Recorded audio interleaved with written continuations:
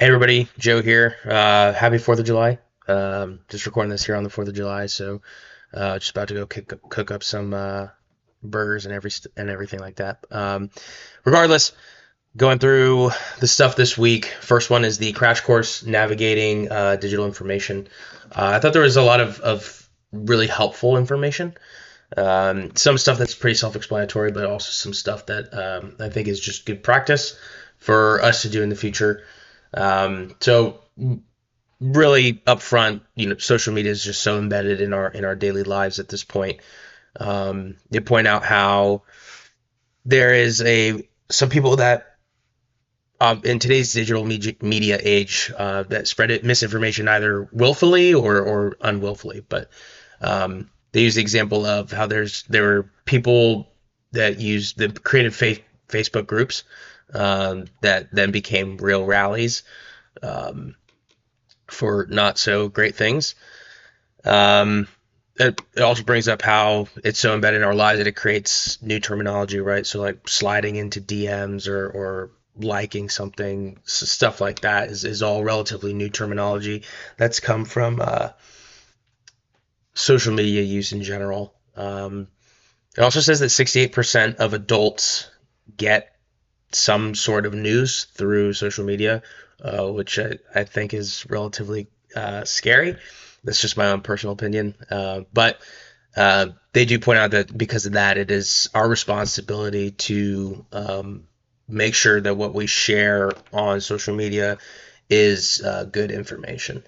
So some things that later on in the video goes through talks about helping you do that is by correcting mistakes, correcting other people's mistakes too. So being like, hey, this is not correct. But, this is what I found. They use an example of like a cousin or something in a selling a park to become a monster truck rally place.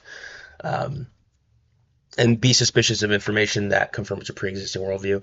This is stuff that I do like kind of regularly. I subscribe more to one side of the political spectrum than the other, but I do follow a lot of accounts that are of the side that I don't tend to agree with as much, just because I am wary of falling into echo chambers. I think it's something, and they do point that out in this video, that it just by nature of the algorithms that social media sites use, it is very easy to become. They didn't use echo chamber; they use filter bubble as their terminology.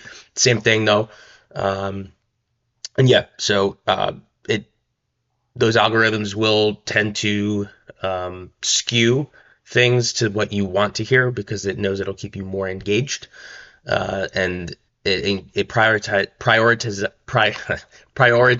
engagement over truth. So be wary of that.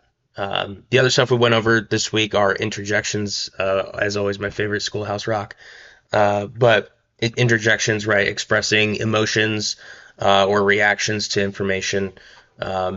Just watching this, I think, depending on the kind of sports journalism that you're doing, could be easier to do than others. Like I think in longer form, it would be more simple to use. But I think in like game stories and stuff like that, generally difficult to utilize interjections probably. And then prepositions, right? Prepositions are just the relationship between a noun or a pronoun and another part of the sentence. It usually is a direction or location. One thing I learned in one of the earlier courses is that ending a sentence with a preposition is not necessarily incorrect, which is just a little tidbit of information that I would have never known if I never took these courses. So have a great week. Thanks.